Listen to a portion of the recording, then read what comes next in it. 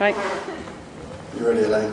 I'm ready. You're on. We use a microphone, it sounds a bit over the top for 10 people.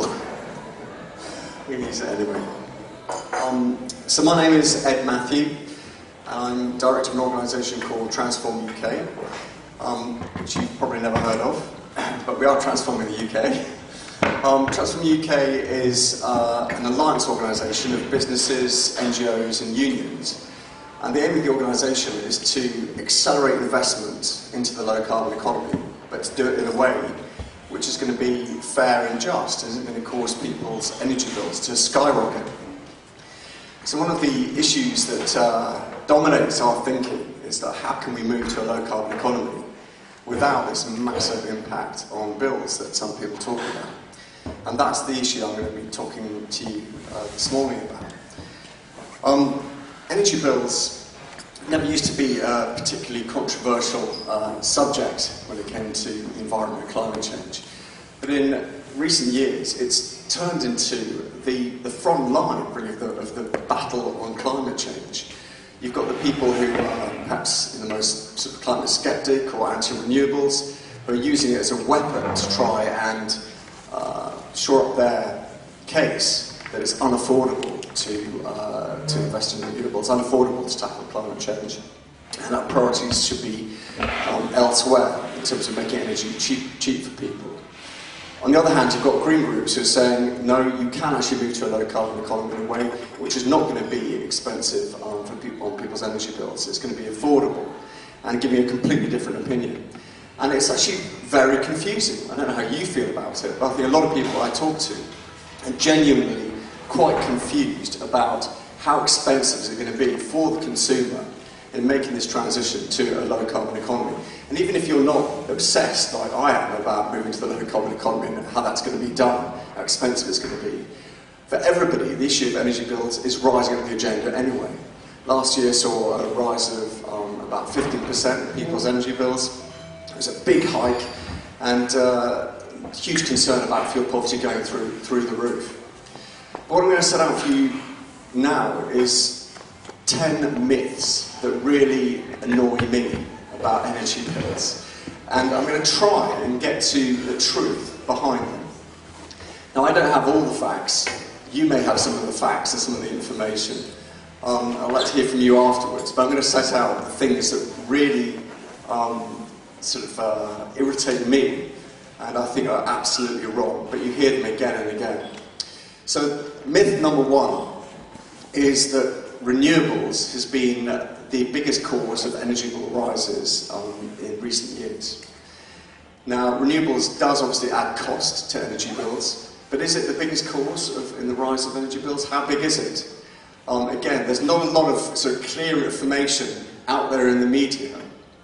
Certainly some of the more right-wing press have been constantly peddling the line that renewables have been a big cause of energy bill rises. So I've been trying to look at the evidence, and I've been trying to sort of fairly, because I really do want to understand in reality what the impact's been on consumers. And if you look over the last 6 years, energy bills have doubled. That's one thing I think that most people can agree on, is approximately energy bills for the consumer have doubled. And the latest information that we've got from Ofgem and from the Climate Change Committee, which I think are pretty credible sources, is that the biggest cause of those energy bill rises is gas. So about 80% of the rise, maybe a little bit more, of the rise in energy bills has been due to a rise in wholesale gas prices. The cost of renewables on the average energy bill is actually pretty small. I think for all climate change measures, taking into account energy efficiency measures, renewables, decarbonisation of the grid, it represents up till now about 7 to 8% of your total energy bill. That's taking into account gas and electricity. So it's not a tiny amount, it's significant, but it's about a sort of £100, something like that, of your energy bill. Not the kind of the £200–300 mark that some media have been touting and talking about. So it's a relatively sort of small amount, but renewables is only a small part of that. Okay, myth number two. Renewables are going to be cause a huge increase in energy bills in the future. there have been some unbelievable headlines on this. The Daily Mail, I don't know how they get away with it. I mean, Leveson should be, in my view, should be investigating the Daily Mail's treatment of energy bills, because they've been peddling myths again and again, exaggerating beyond belief the cost of renewables. And what makes me angry is that renewables is going to cost money. Renewables is going to increase energy bills. And we need to understand that. We need to understand what it's going to be. And it's incredibly unhelpful for these sort of myths to be perpetrated. So how much is renewables going to lead to energy bill rises in the future? Okay, it's not, again, easy to get to the truth of this. When you talk about future energy bill rises, suddenly it gets very murky indeed. But let me just play out a few figures that I think are reasonably credible. The Climate Change Committee believes that energy efficiency policies and renewables together will lead to rises in energy bills of approximately £200 over the next 8 years, maybe a little bit less. If you talk to the government, they will say that overall energy bills are actually going to come down by 2020. Their actual projections that energy bills will come down by about £100. And the reason for that is not because just because of renewables, but they're saying that energy efficiency measures and lower consumption levels will actually lead to overall to a decrease. Although renewables will cost something, overall energy bills are going to come down. I think that even the government actually are guilty of peddling a number of myths here as well. It's difficult to trust the government figures. They say that there's going to be a lot of savings from energy efficiency, and I'll come back to that later. But I think that's highly questionable about how much savings we are going to get from energy efficiency. If we get less than the government say we're going to get, then that could cause energy bills to go up much higher than they're saying they're going to go. So those are the first two myths that I'm concerned about. The third myth is actually a line which is often peddled by environmentalists, which is renewables are cheap. And they're going to be a cheap option. You've got sun, sea, wind. This is the great, it's free energy, isn't it? So surely you'd compare it to sort of escalating fossil fuel prices. Renewables are going to be cheap. Renewables are not going to be cheap. To move to a renewable-based energy system requires high levels of capital costs. It's true that other low-carbon alternatives are also very high capital cost, but so are renewables. What is going to help keep costs down for the future, potentially, is really about energy efficiency, how much we can achieve on energy efficiency. But renewables are going to be pretty expensive, and renewable costs of whether it's in terms of the supply of the energy or it's the infrastructure, it's going to be pretty expensive. Again, these costs can be controlled through energy efficiency measures, which means that potentially bills won't go up that much. Those are the first three myths which concern me. A couple more I want to throw out at you. Nuclear. Nuclear is going to be part of our energy mix in the future if the government get their way. That's their aim. But again, there's a couple of big myths around nuclear energy. The first is that nuclear is cheap. So even the Climate Change Committee, who's one of the more sort of credible commentators on this, when they talk about different energy options, they talk about nuclear, and they say, well, nuclear is clearly the cheapest low-carbon energy source that we have out there. It's cheaper than anything else. But when you actually look at the figures, at the evidence of how much nuclear costs and what the potential added costs are in the future, suddenly it doesn't seem to stack up quite as they say. The most recent nuclear power station to be built is a power station in Finland. It was costed at £3 billion. The latest projection for how much it's going to cost is £6 billion. So the capital, that's £6,000 million. So the capital cost of just building this one reactor has turned out to be double the original estimate. And that seems to happen again and again when nuclear power builds. It always comes out much more expensive. You contrast that with renewables, where actually costs are coming down pretty fast when it comes to sort of wind or solar. With nuclear, whether you've done it sort of 40 years ago or you're doing it today, the costs just seem to keep escalating. And I think that's something that we should be genuinely concerned about. If you look at sort of accidents that happen with nuclear, and they do happen from time to time, the cost can be extraordinary. In Japan, the cost of sort of cleaning up and dealing with the nuclear accidents in Fukushima is now £250 billion. That is an absolute huge cost. In the UK, with our new nuclear build, the liability, the corporate liability for nuclear accidents will stand at about £1.5 billion. So if there is an accident and we have to deal with it as a society, it's going to be the consumers who end up paying for that. Now, the government don't sort of set out those potential costs. It's very obviously hard for them to do that. But you've got to be realistic. I think consumers need to be realistic. That nuclear comes with risks, and it includes actually potentially big financial risks. Now, people can say, well, it's very unlikely to be a nuclear accident. And actually, I think that's true. That in the UK, the safety standard is going to be pretty high. It's very unlikely.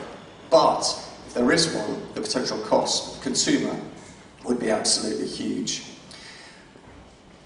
Myth number 5, again this relates to nuclear, is that no subsidy is required for nuclear.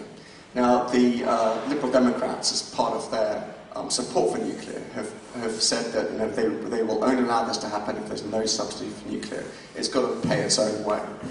I'd go beyond saying this is just a myth. I mean, this is a blatant lie. Nuclear is going to get a big public subsidy. They've set up a new system for giving money to nuclear and other low-carbon generation options as well. They're called contracts for difference. What that techie term basically means is they're going to get a guaranteed price above the market price for electricity, and it's going to be guaranteed for a long time, probably about 20 years for the nuclear operator. And where's that sort of extra subsidy going to come from? Well, it's going to come actually out of the consumer's pocket. So it may not be coming directly from the government, but it's going to be coming from the consumer. And the right-wing media never talk about the subsidy, the extra costs of nuclear, and how much that's going to cost. They all seem to hammer renewables. There's subsidies for renewables, but what about nuclear? Why don't they mention that? They seem much happier with their sort of nuclear costs than renewables for some reason. You might want to think about why that might be. So there you go. Those are sort of 5 sort of big myths, but I think there's some other big ones which sort of annoy me. There's one of those is on gas. So there's also a myth that gas is going to be a cheap option for the future. So the people who are sort of really attacking renewables are saying, well, look, it's quite clear gas prices, okay, they've gone up a bit, okay, we acknowledge that, but there's no reason why they're going to continue going up a lot in the future. Everyone knows that guessing what gas price is going to be is a mug's game. What about shale gas coming on? That could massively sort of drive down prices. And the first thing to say is, it's true, guessing what fossil fuel prices are going to be is a bit of a mug's game. And I think the environmentalists are going to be careful here as well when talking about renewables, because we don't know what's going to happen to gas prices. It's actually quite difficult to know what's going to happen with shale gas. It's uncertain still how much shale gas we've got in the UK, what the implications would be for the UK market. We know that there are big plunges in energy prices at times. So it's a little bit uncertain. However, having said that, all the international projections for fossil fuel prices and for gas prices over the course of the next 10 years is that there will be an increase. On shale gas, there's been a number of financial institutions in the city who have been saying, they've been acknowledging there have been big dips in gas prices in America due to the shale gas boom. That's unlikely to happen in the UK. And DEC is saying that shale gas, if it was fully exploited, could only produce 5 to 10% of our energy needs in the UK. So I think there are genuinely big concerns about coming out with statements that gas is potentially going to be very cheap. I don't think we can't say for certain what's going to happen, but it looks as though the prices of fossil fuels and gas is actually going to go up. The latest projection from DEC for gas prices in the next 4 years is that they will increase by about 30%. That's their sort of central estimate of what it's going to cost. Other myths which relate to energy bills, which I think are frustrating and annoying, relate to energy efficiency. One of those is that energy efficiency is cheap. So again, the government love to say this, the Treasury love to say this, you don't need to give a lot of support to energy efficiency, because energy efficiency is the cheapest thing you can do. In fact, it's so cheap, we don't need to give any support or any money to make it happen. There's something called a MAC curve, which is basically looking at the costs of different technologies to decarbonise our energy system. And at the bottom of that is always energy efficiency, because they say it's the cheapest thing to do. It's so cheap, it pays for itself very quickly. And if you look at things like loft insulation or cavity wall insulation, it is cheap. It does pay back very, very quickly. But still, to make people do it, you have to virtually give that away for free. And that's the cheapest thing you can do. If you want people to do a lot more than that, well then it suddenly starts to become very, very expensive. And if you want to decarbonise a house through energy efficiency, you're talking about, for the average house, at least £7,000 to do a decent job. That's not an average house, it's an average property. An average house is probably £10,000. So, and it can be a lot more expensive than that if you live in a big house. So other sort of myths with energy efficiency. The government like to say that, well, don't worry, everybody, because as far as your consumer bills are concerned, we've got this under control. And our big energy efficiency solution is the Green Deal. And that's coming at the end of this year. I don't know how much you know about it. But basically, this is a loan that you can get to do up your house in terms of energy efficiency improvements. That loan you have to then pay back on your energy bill. So you get the capital up front to do work, which is good, because not all of us have the money to be able to do this stuff. But, this is the catch, you still got to pay it back on your energy bill. That will lead to only very small reductions in people's energy bills as a result of doing the work. Now, most people I talk to about the Green Deal believe that that's actually going to lead to very few people taking it up. This energy bill revolution, as they call it, an energy bill revolution, is actually not going to happen. There's going to be a real damn squib. The Green Deal is potentially going to be a massive failure. In fact, this week, I think it was yesterday, the government published their estimates of what the impact of the Green Deal would be on insulation take-up. And even the most basic measures are going to plummet. So cavity wall insulation is projected to go down 50%. Loft insulation is projected to go down, I think, 84% next year as a result of the Green Deal. So this is the main measure the government is pinning its hopes on to help control energy bills. And as far as we can see, it's going to be a big failure. So that's another big myth. Another myth that the government like to trot out is that actually fuel poverty is under control. They published figures recently looking at fuel poverty projections, official government figures which showed that fuel poverty had dipped a little bit. But what they didn't really make clear was that actually these figures relate to 18 months ago. And that since then, there's actually been quite a significant increase in fuel poverty as energy prices have gone up. One of the ways that the government is dealing with this is that they are going to be changing the definition of fuel poverty. Now, they say they're doing this because they're saying that they want to help the poorest, truly the poorest, who are really struggling with fuel bills. So they changed the definition to focus on the very poorest, people who are in absolute poverty, and that's going to be fair and just and more efficient in terms of the way they spend money. But to me, that looks as though they're massaging the figures, because we see, fuel poverty is going up through the roof at the moment. Our latest projections are that fuel poverty has increased from 4 million to 6 million households in the last few years. And the government is saying, we're going to change the definition. And we know what the change is going to do. It's essentially going to halve the numbers of people in fuel poverty. And the political effect of this is it takes the heat out of the issue. It's much easier for them to say, we don't need to invest in solving this problem. Because look, there's half as many people in fuel poverty as we originally said. So fuel poverty is not an issue. Consumers don't need to worry about it. That's just another really serious myth. The last myth I just want to talk to you about relates to carbon taxes. Now, carbon taxes is something the government doesn't like to talk about very much, but they are going to be collecting a huge amount of money in carbon tax revenue. Over the next 15 years, on average, they're going to be raking in £4 billion of carbon taxes. Approximately half of that ends up in people's energy bills. That's actually a really significant chunk of money. From the average energy bill, it's going to go up from about £20 to about £70, something like that, over the next 10 years. So that's quite a significant amount. But the government doesn't like to talk about the effect it has on people's energy bills, because obviously it's going to drive people's bills up. And what happens to all this revenue? Well, it actually ends up going back to the government, and they spend it as they please. They do not use it to help people control their energy bills. That is a massive risk, and it's a risk not only because I think it undermines the case for green taxes, but it's a risk because their other energy efficiency policies are likely to be a big failure. The Green Deal is heading for quite a serious failure. So that all sounds, I know, quite sort of depressing, but I'd like to sort of end really on a sort of a positive note, which is a campaign that I'm involved with has a potential solution. Now, it's not going to make renewables cheap. It's not going to make energy efficiency measures in itself sort of cheap for the economy. It's not going to make any other low-carbon technology cheap. And one of the messages here is that actually all options overall, in terms of the overall cost, is that energy efficiency, renewables, nuclear, gas, they're all going to be expensive in the future.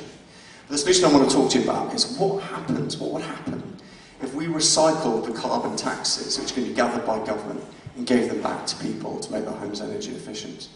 If you take that £4 billion a year the government are going to be raking in, on average, over the next 10 years, and you hand it back to households to help do solid wall insulation, basic insulation measures, double glazing, fuel, the most efficient boilers, renewable energy measures, all these things, how far could you go with that?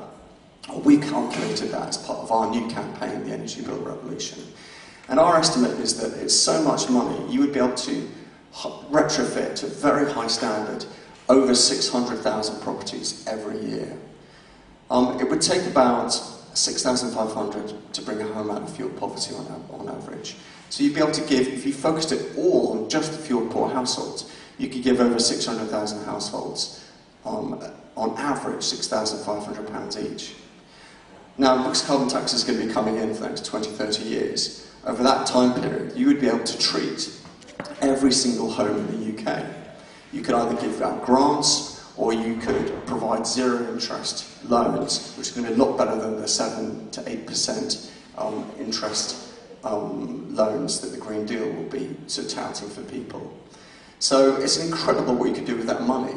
But the only way that we're going to win that is if people actually start talking about this and start lobbying the government and pushing the government and their MPs to say, hold on a sec, there's an injustice here. We're being taxed, taxes are going on our energy bills, but we're not getting any benefit back from these carbon taxes. If you recycled it, this offers probably the best chance that we as a society have to help control our energy bills, help to bring them down. And if you do that, not only does it sort of end fuel poverty, and it would be able to bring at least 90% of people, households out of fuel poverty, but it would help to mitigate the cost of moving to a low-carbon energy system. It would help mitigate the potential costs of high gas prices in the future. It really is the best thing that we can do to help bring down those prices. So it's a solution that has real potential.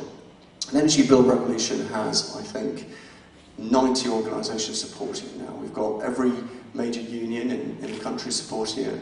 We've got all the major children's groups. We've got all the major green groups. We've got a lot of sort of big businesses behind it as well. There's a lot of people who are saying, this makes sense. But ultimately, if we're going to get this money back, and I think this is obviously the best solution to bring down energy bills for the future, then it's going to depend upon people like you lobbying their MP and pressing the political case for carbon tax justice to get this money back to help super insulate our homes and control our energy bills and bring them down. Okay, so I think that's enough from me. I've set out for you what I think are some of the biggest myths around energy bills. I've set out what I think is a potentially exciting solution. It's not the only one. It's one I think which could make a big difference. But I'm going to open the floor to you guys now. If there's something that's bugging you about energy bills, please tell me. If you sort of take issue with anything I've said, please tell me. I want to try and get to the truth of what is causing energy costs to go up and how we can bring them down. So, if you've got any thoughts, please go ahead. Yeah. Observation of renewable energy costs, installation costs going down. Very true with solar. Very doubtful with wind, having investigated potentially wind turbine. The cost of wind turbines is going up astronomically because of things like the cost and things. That's the argument anyway. But and in terms of import, and they have in terms of the economies of scale on PV, certainly bring those costs down. But I just don't believe that in terms of wind.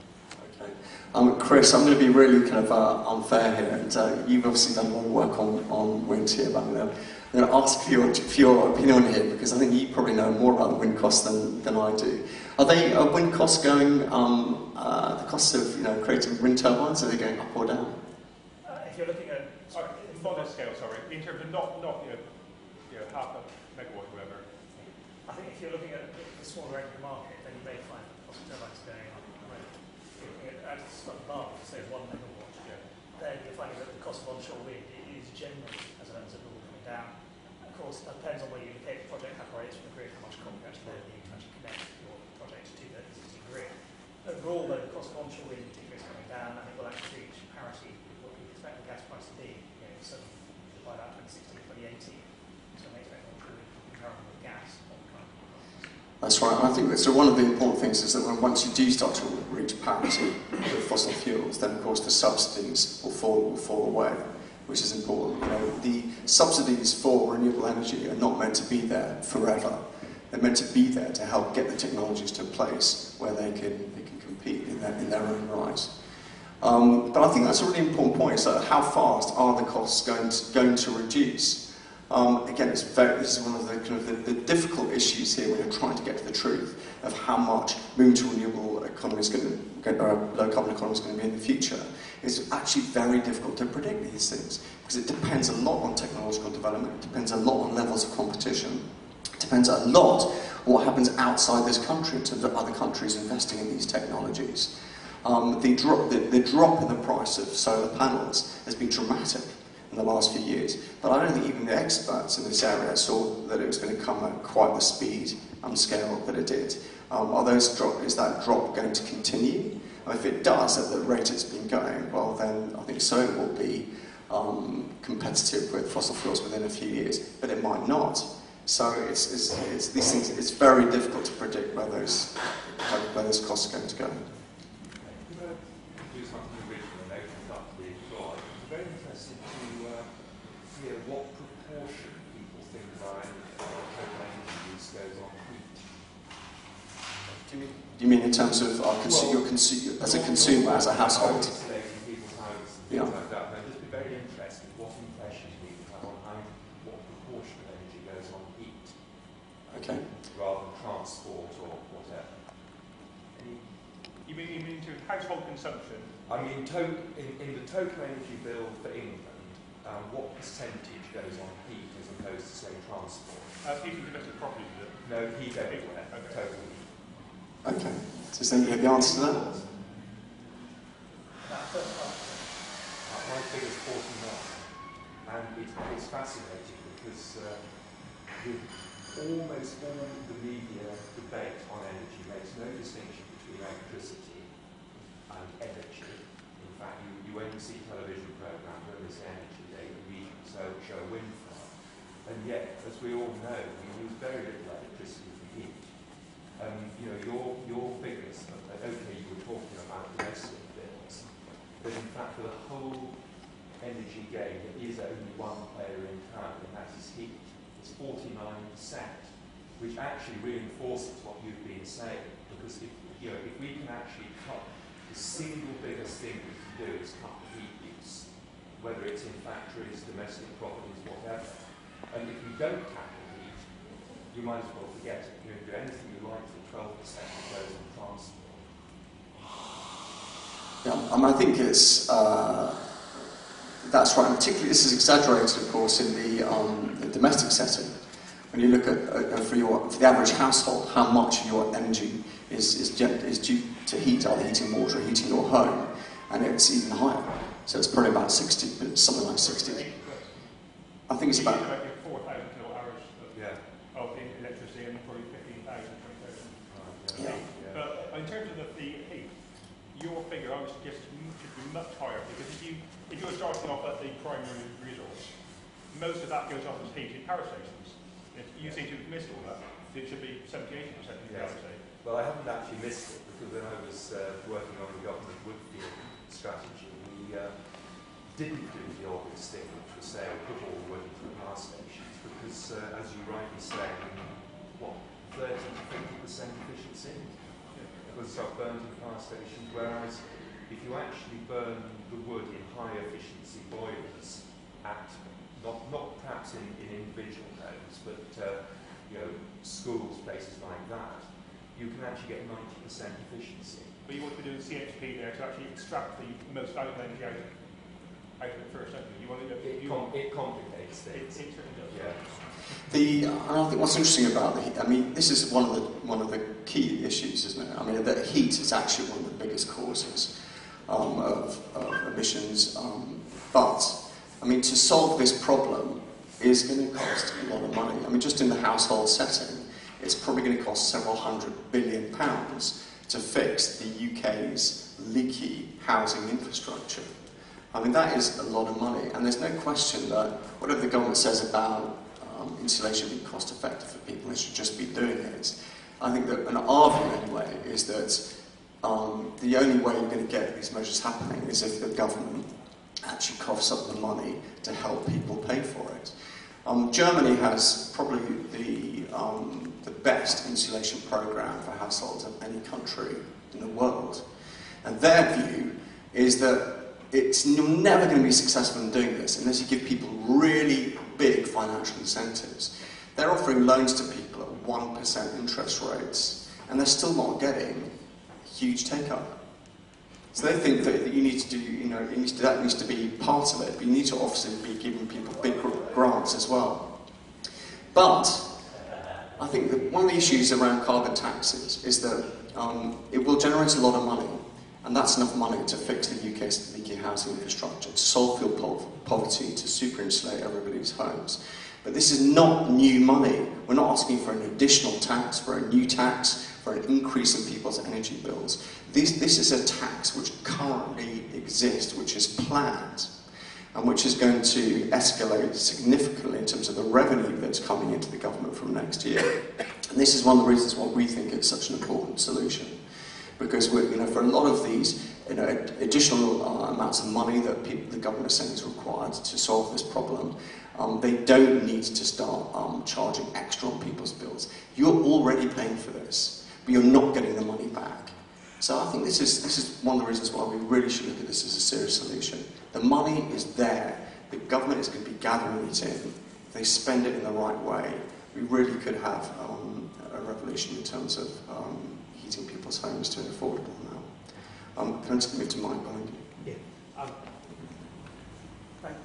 Eddie, one of the things that you haven't talked about at all is about the ownership of the energy production distribution system. I'm campaigning for Friends of the Earth, and we just launched our Clean British Energy campaign. One of the things that we're calling for is an opening up of the energy markets so that they are less dominated by the big six companies as they are at present. And we'd like to see a much more sort of plural, democratised energy system where there are many more ways of delivering energy to people's homes that we actually as consumers or members of cooperatives or bill payers to our local authorities have a greater stake in, more control over. So we'd like to see a much more sort of plural energy system, and we believe that the domination of the energy system by six big companies is part of the reason why we aren't seeing the sort of change to a more renewable driven economy that we need to see.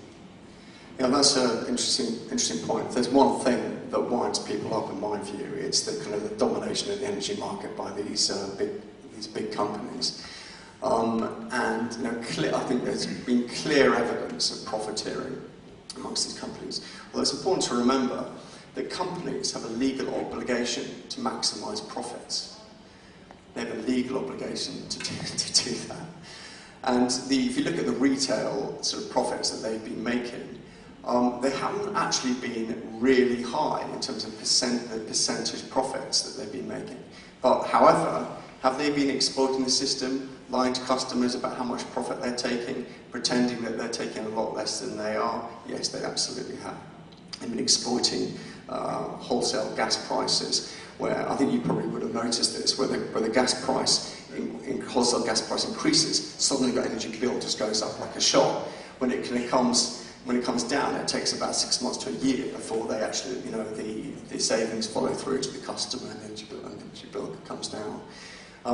I agree. I mean, clearly, if we're going to move to a much more sustainable energy market, we need to bring in a lot more competitors. We need to sort of get away from this domination by a few big companies.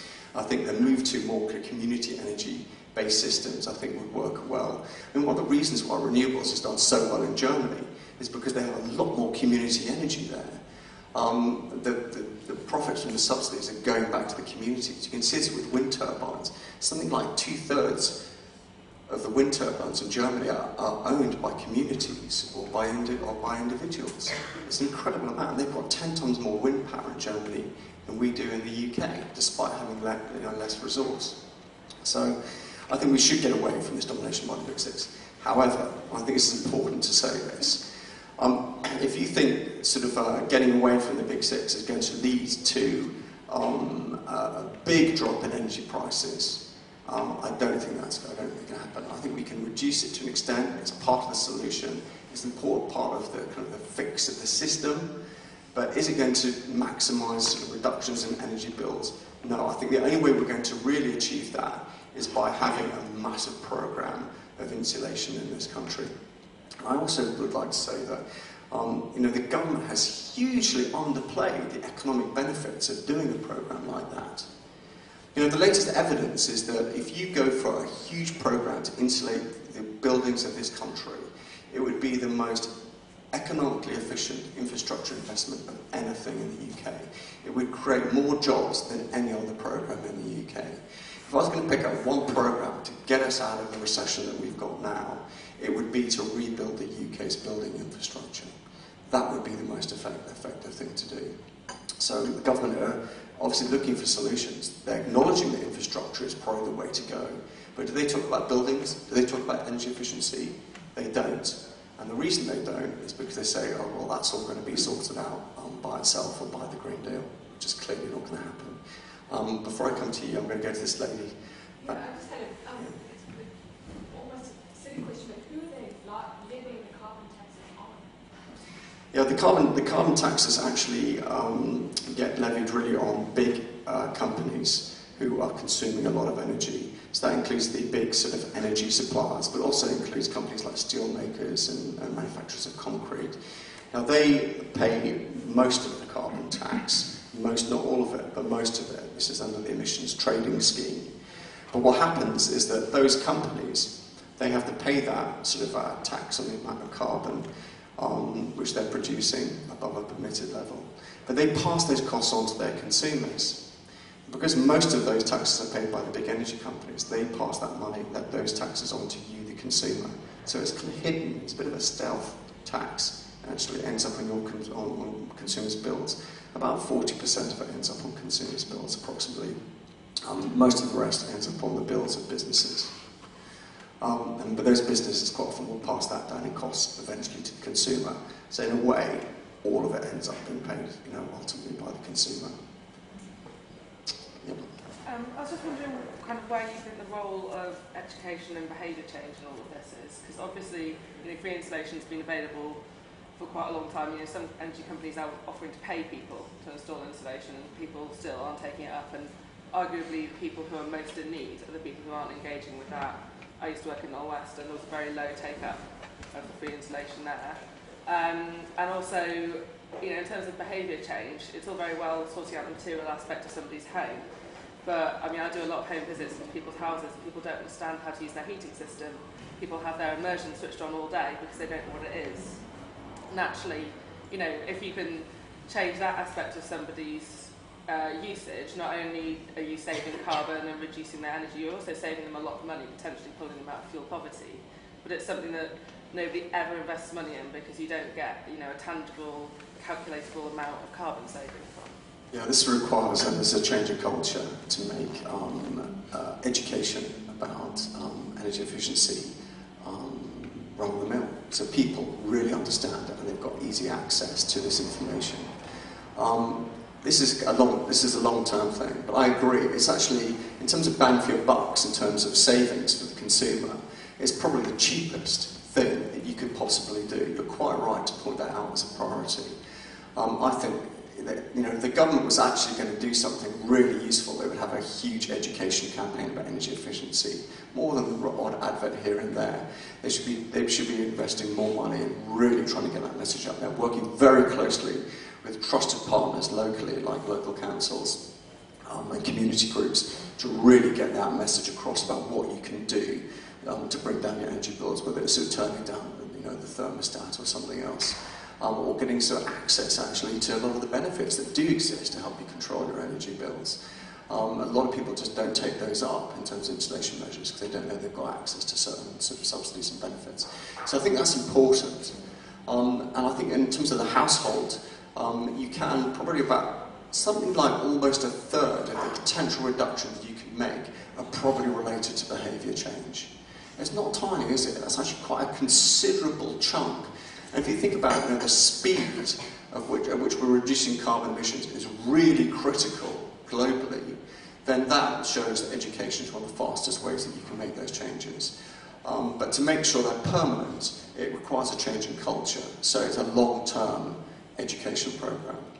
However, I'm also aware that governments sometimes like to give the impression that as long as you kind of, you do the right thing, you fulfil your responsibilities to sort of turn down your thermostat, that everything's going to be okay.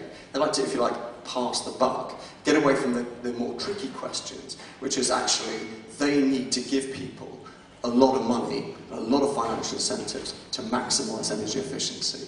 So I think, yes, education is important, but we mustn't let the government get off the hook by passing the biggest responsibility back to the consumer, when I think the biggest responsibility is with the government. Ultimately, we need to make it cheap, or as cheap as possible, and as easy as possible for people to take action. People have got a lot of problems in their lives, a lot of challenges, and I think in terms of moving to a low carbon economy, this is a golden rule. We need to absolutely make it as cheap as possible, as affordable as possible, for people to do the right thing. Otherwise, it just isn't going to work. Yeah. I'll come to you afterwards. What would you say about the government's stance on ring fencing being an inefficient way of spending money? That's a good question. In terms of our carbon taxes and recycling back to households, you're quite right. This is actually one of the kind of the biggest arguments thrown up against it, which is they say, we can't just ring fence a tax and say we're going to spend it on this. That is economically inefficient because you end up spending more money than you otherwise might. We haven't got all this money sloshing around anymore. We should work out how much we need to spend and spend it from the general tax pot. Generally, as a general rule about ring fencing taxes, that's true. But the point here is that there's a really massive social and environmental problem when it comes to carbon emissions in housing. And we need to find the money to fix it.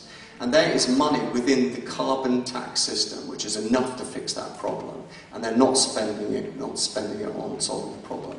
So one of the reasons that we're focusing on carbon tax recycling is because it is a political it's a political incentive to say, look, there's an injustice here, but if you use this money to solve a problem, then it can make a huge difference. And I think, that might not make sense to the Treasury, but if you talk to most people out on the street and say, do you think you should get that money back if you understood that you could get a £6,500 grant to insulate your home, I think I'd say, yes, that's true.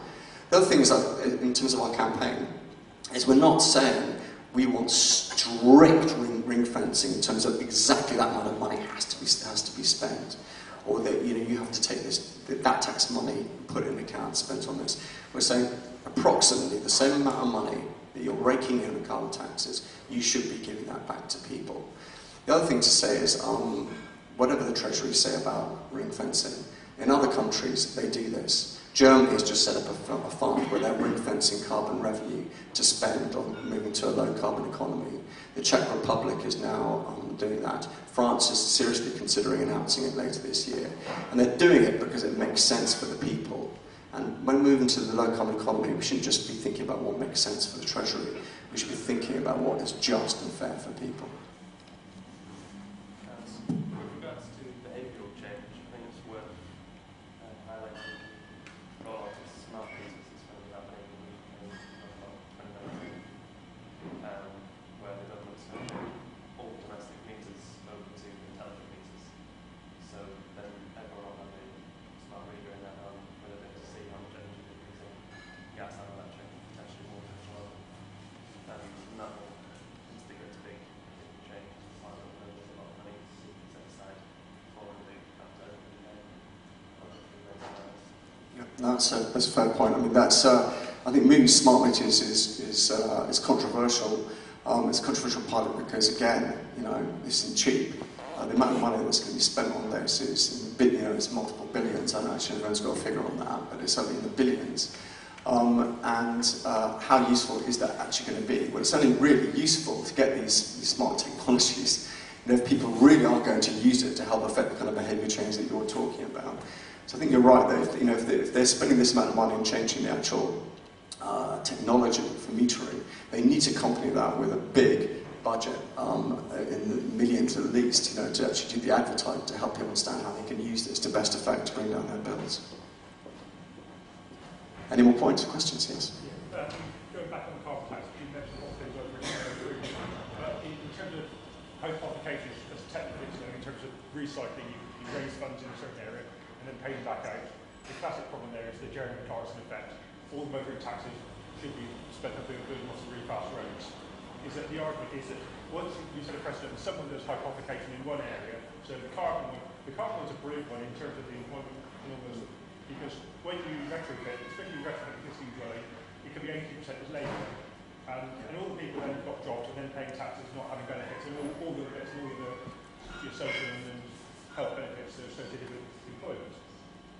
But it is that setting the precedent, and once you set a precedent in one area, is that you are hostage to fortune in lots of other areas, and that's, I think, the main reason they're not would never go there. Yeah, I think that the Treasury do use that argument. I mean, what I would say is that, first of all, we're not asking for a strict hypothecation. Hypothecation actually, technically, is having legislation saying this tax must be spent on this issue. And it's not strict hypothecation. We're saying it's fair that you should spend a similar amount of money that you're raking in carbon revenue to spend on energy efficiency to help bring our tax down. So it's not strict ring fencing. It's saying spend approximately the same amount of money. However, I would say that some people would say, well, you should ring fence all of it and spend it. I don't think they would actually even have a strong case to say that this is an exception to the rule. You're quite right that we shouldn't be doing this through the economy, throughout the economy. But in this case, actually there may be a case for actually saying this is justified. And that's because if you do this, you can solve fuel poverty, you can maximise energy bill reductions for people, you can probably double the amount of carbon savings you're going to be making from people's homes due to energy efficiency measures. You're going to be solving all these critical environmental, social problems, and potentially creating one of the biggest boosts to the economy that you could achieve. Now, if that's not a good enough reason to ring fence carbon taxes, I don't know. It's difficult to come up with any other ring fence tax that could achieve those kinds of benefits. Looking from completely the opposite end of the spectrum, in 10, 15 years' time, if we haven't done this, and the Germans have done it, they're probably going to be, every job in Germany is probably going to be £500 cheaper than a job in this country. There's a huge economic argument for it. If you actually achieve your 50% saving, which I think is quite feasible, for starters, it completely changes the landscape for how we provide our energy, doesn't it? What it does to the nuclear arguments. But the flip side is that, you know, it is costing, and obviously we're talking about energy at present prices, if they triple, you know, there may be £500,000 going out of every household just through the roof because we haven't made the investment now. And you know, the government's going on about, well, the government is completely short term, but you look at people at long-term prosperity. This has got to be one of the best investments you can make. I think, you know, I wouldn't argue with that. I don't completely agree with that. I think, you know, if you look at why it's so good to invest in energy efficiency, the main reason for that is the savings that you make on using less gas as a society are so great that people have more spending power to spend on other things, which is injected back into the economy. So we've got a new study which is coming out in August, which has been done by Cambridge Econometrics, which is looking at what the economic effect is of using less gas as a result of efficiency. And it's that role of actually the savings being used for spending for people that has a huge economic boost. And that's why it's better than any other kind of infrastructure investment. The other thing last thing I'll just say, is just in terms of Germany, you know, they are certainly reaping the rewards of investment in this area, and it is an investment. You know, they have, in terms of retrofitting buildings and creating low carbon buildings, employing 200,000 people. In terms of the wind and the solar sector, they're employing about 200,000 people. That's, you know, 400,000 people, the 400,000 jobs alone they've created in those sectors due to the investments they've made. It's potentially huge jobs and growth potential, but there's, you know, massive barriers here in the UK to making that investment, and part of it is because the Treasury does not believe in dedicated green industrial support, because they think it should be left to the market. You create an efficient economy and it should be just left to the market. The difference in Germany is they engineer economic growth. They're very good at it. Flora? Say where to find out some more information about your campaign. I think you left your website out. Thank you for reminding me about that. If you haven't already seen it, yeah, our campaign is called the Energy Bill Revolution, and you can find it at energybillrevolution.org. So you can go there, there's a petition that you can sign, and that takes you through to a letter to your MP. We reckon about 200,000 supporters for this campaign over the next 2 years to create a political impact, to overcome the kind of resistance from the Treasury that we're facing. We're only just beginning. We've already got 130 MPs on board. There's 650 MPs. We need to get them all on board eventually. That's the only way we're going to do this, I think, is through grassroots campaigning to get people to lobby their MPs in their thousands at the constituency level.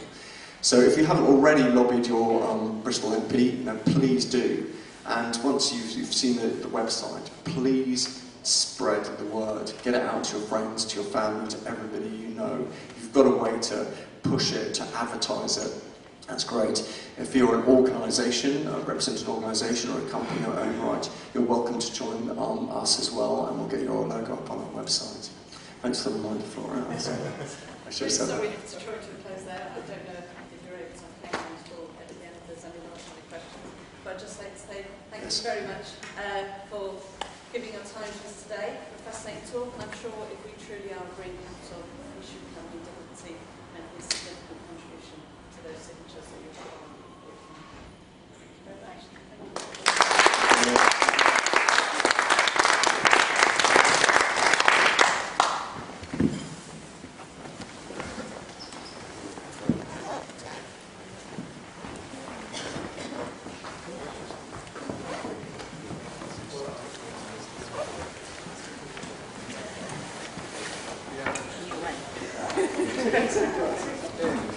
Yes.